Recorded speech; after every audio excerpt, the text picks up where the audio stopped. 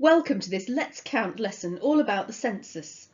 We're going to consider this key question: what is the census? My name is Alison Hopper and I'm delighted to be taking you through this lesson to help you to find out more about the census and how incredibly important it is to us in the whole of England and Wales and also in our local areas. Have you heard of the census? Do you know what it is? At any point during this lesson, you may want to pause the recording so that you can go and do some research for yourself, to think about a question or to complete an activity that your teacher has set for you.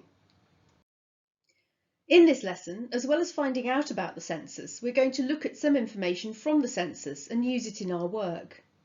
Here are some links that will be useful to you and your teachers. The first is to the NOMIS website, where all the information from the census is stored. There is a user guide on how to access this information. The NOMIS website allows you to find information about different areas of England and Wales, so you can search for the data relating to where you live or where your school is.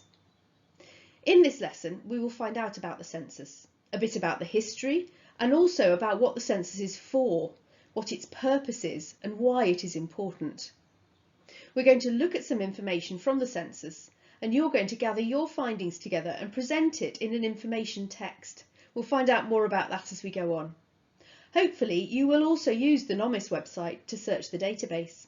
Data is information, and the database stores it in a way that it can be organised and searched so that we can find out exactly what we want to know. If you want to do some research yourself on the census, then now is the time to hit pause, because we're going to find out about what the census is in the next few slides. So what is the census all about? The census is a count of all the people and households in England and Wales. A household is all the people who live in a particular house.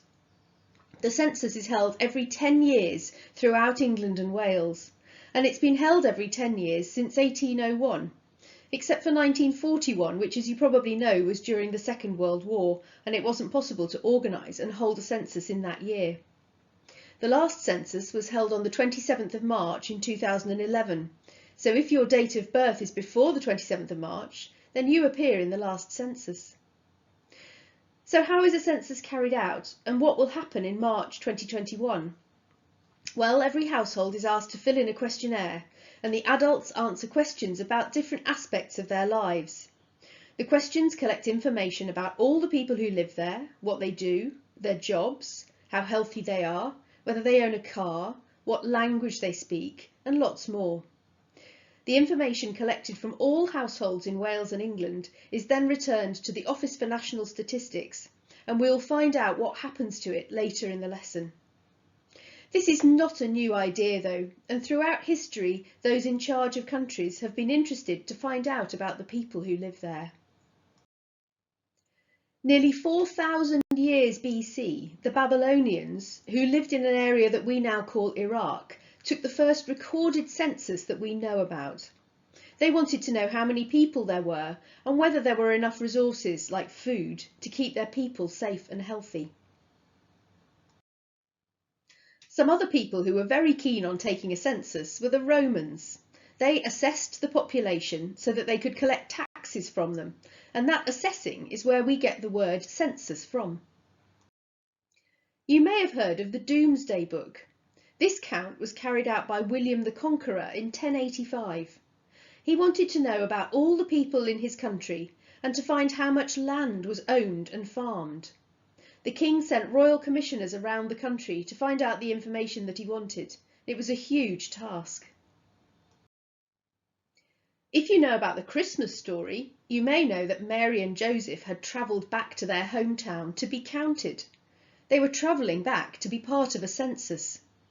So there is a lot of history to the census, but we're going to think about the census as it is now in England and Wales. The census gives us a detailed picture of the population in England and Wales. It's unique because it asks everyone the same questions on the same day in March, giving a snapshot of the population and making it easy to compare data and information from different parts of England and Wales. The census is run by the Office for National Statistics. They work really hard to prepare the questions that go into the census questionnaire for all households in England and Wales to answer. They record all the answers, and then they use the information to create graphs and charts, analysing the information, looking at it in detail to find out about our population and how our society is changing. Their job is vital. So what happens to this information after the Office for National Statistics has analysed it? All the information goes both to the central governments in the capital cities, but also out to local government, health authorities, the people who run hospitals around the country, and other important organisations.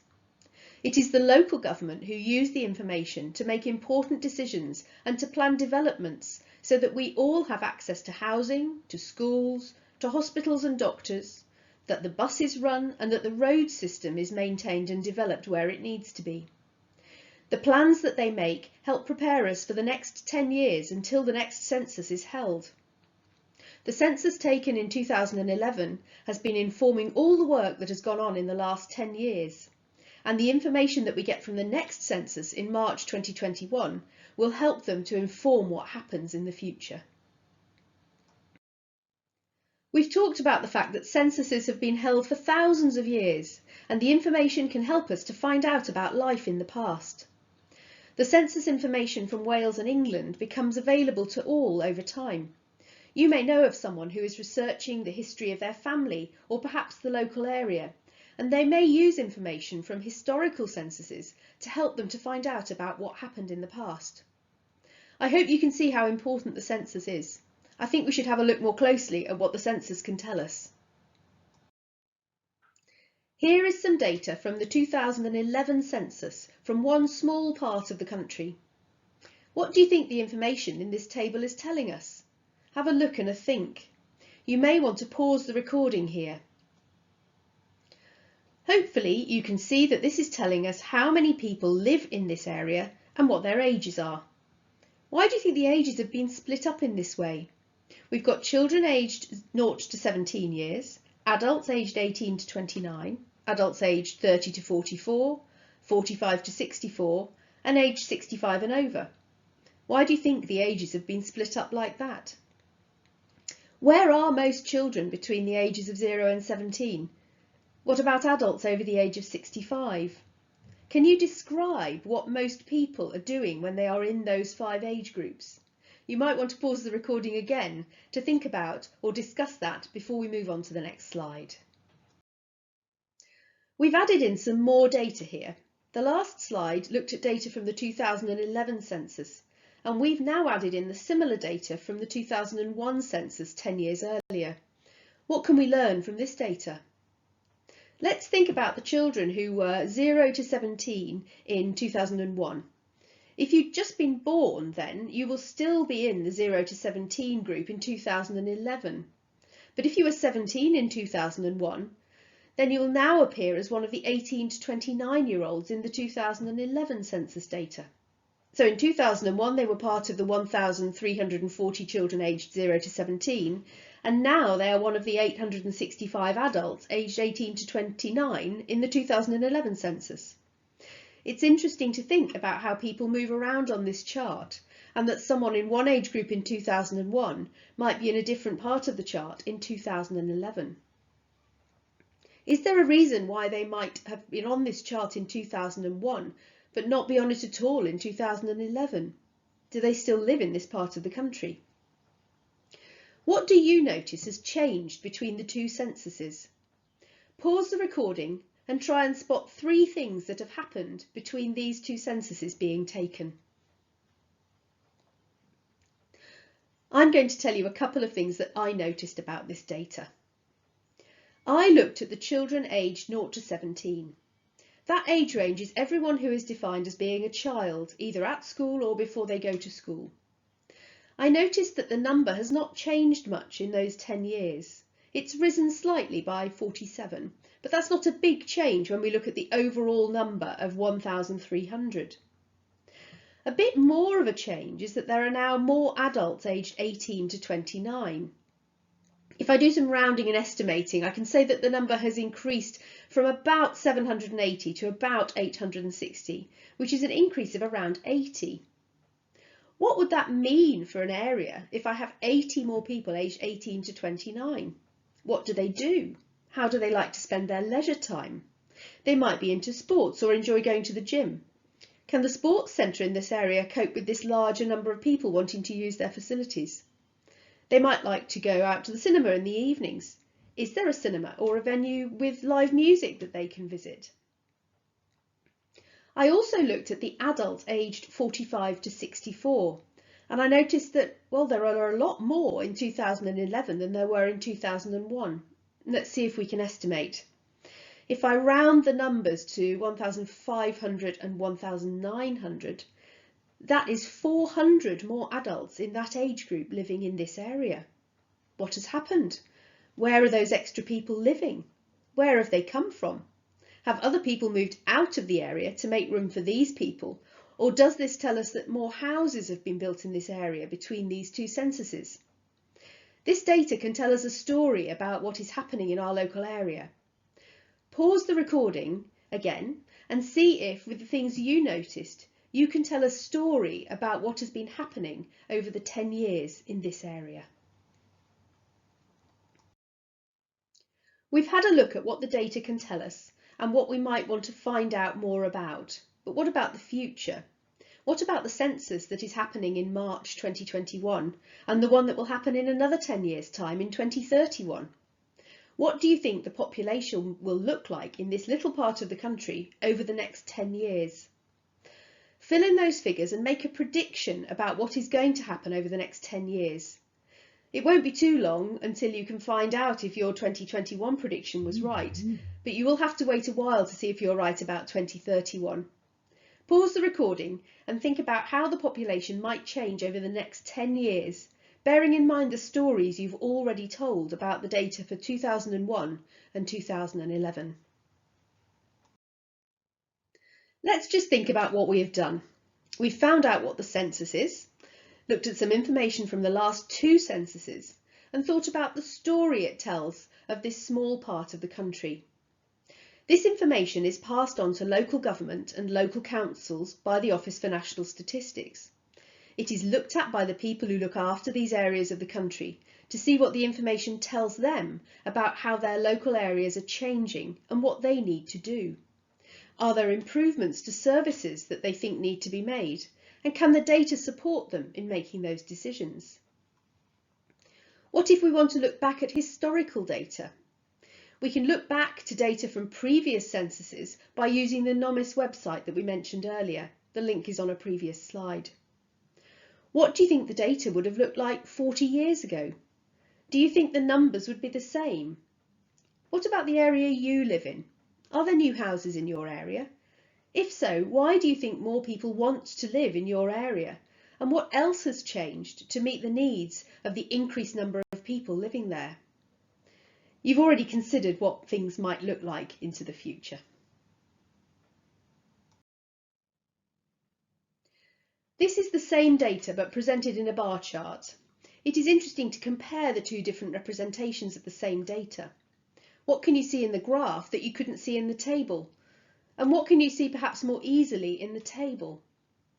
The bar chart compares the 2001 data in the blue bars with the 2011 data in the orange bars. And you can see that the age groups for each census are side by side so that we can compare the totals and see which have increased and which have decreased over the 10 years. So what do you notice and what questions would you like to ask? Data should want to make us ask questions. So pause the recording and note down the things that you notice about the information and the questions that you would like to ask. I'm sure you've come up with some really interesting questions. I'm going to share with you some questions that I had about this data. I want to know why there are so many more adults aged 45 to 64 in this part of the country in 2011 than there were in 2001. What happens when people get to 65 because the numbers drop off for that older age group? Can we say that most of the people who live here in 2011 are aged between 30 and 64? Can we say that these two orange bars represent most of the population in this area in 2011? How could we find that out? What about the second set of bars, 18 to 29? What happens when people get to 18? Because there are far fewer people of that age living in this part of the country in both 2001 and 2011. Looking at the information, what sort of a place do you think this would be? What would you see as you walk down the main street or the high street? What and who might you see if you went into the supermarket there? What sort of things do you think there are for people to do in their spare time, evenings and weekends? What do you think people might complain about? What do they think they need more of? You might want to pause the recording again and discuss the answers to these questions and of course the ones you've asked. What can we do with this information? We're asking every household in England and Wales to fill in the census questionnaire in March 2021. And the Office for National Statistics will then work hard to get the information organised and available to those who need to see it. We've looked at that small part of the data and wondered why there are suddenly more people aged 45 to 64 in that particular part of the country, but younger adults are not choosing to live in this area. What is it about this area that makes that happen? How would you share this information about the changing population of this area with other people? That's going to be the focus for the rest of this lesson. You could create a poster using images and graphs to show how the population is changing. Using graphs and charts on a poster is an interesting way of getting across information, and we will look at that in more detail in a moment. You might decide to write a letter to the local council saying that you've looked at the data and wonder if they have considered what needs to happen to support a changing population. You could explain the changes that you think need to be made in this area of the country in the next 10 years. You could write a letter about your own area using data from the NOMIS website to support what you think needs to change to meet the needs of the population. You could use graphs and tables to support your argument in your letter. Finally, you could design a poster to show how important it is that households fill in the census questionnaire, explaining how the data and information collected is used to make decisions and to create plans for the future. This is an example of something called an infographic. It is presenting information graphically, not just meaning as a graph, but information that has been drawn rather than just written in words. It's a way of showing what is happening using pictures and easy to read graphs. You can see that the graph is very simple. You'd probably get told off in a maths lesson as there isn't a labelled axis or a scale. But it clearly shows that emission rates, pollution rates are falling, and even the text has been written sloping down the line to give extra emphasis. There is one big statistic on the right-hand side, that's 75%. Even if we haven't done a lot of work with percentages and pie charts, the way the information has been presented with a big wind turbine for environmentally friendly power and much smaller images of more polluting forms of generating electricity clearly gets across the message. Pollution from emission is falling and we are producing more environmentally friendly power. So the idea is to use pictures and easy to read information to get your point across. The key messages should be instantly visible without having to read too much. Could you create something like this using census data to get your message across clearly to others? Perhaps you could create an infographic to share what you think needs to happen and how the population is changing in this area or in your own area. This slide has some tips on for persuasive writing, and you may have ideas from when you've done this sort of writing in the past. However you decide to present your findings, a poster, a letter or an infographic, you need to remember who your audience is. Who are you creating this for, and who is going to be looking at your poster, infographic or reading your letter? Make sure that the way you present the information suits your audience. You might be trying to persuade the local council and planners that you need a new sports centre. You will need to use the data that shows the changing ages of people living in your area to support your argument. Think back to other times when you've used persuasive language and perhaps constructed an argument or a debate and used similar features, grammar and vocabulary in this piece of writing. I hope you've enjoyed finding out a bit more about the census and how important it is to encourage every household to fill in the census questionnaire in March 2021 so that we can make sure that the country has the information needed to plan for the future to keep the people of England and Wales safe, healthy and happy. Let's look back at what we've done. We found out what the census is, what the purpose of it is, and learned about this history of the census across the ages. We've looked at data, and I hope you may also have looked at data for your own area using the NOMIS website. We've used the data to tell stories, to ask questions, and we've gathered some findings together and presented them either as information for others or to support a persuasive piece of writing. Or you may have created a poster to encourage people to fill in the census questionnaire, telling them how important their information is to their own area and to the whole of Wales and England. Whatever you've done, I hope that you've enjoyed it and that you will go home and talk to the adults that you live with about the census.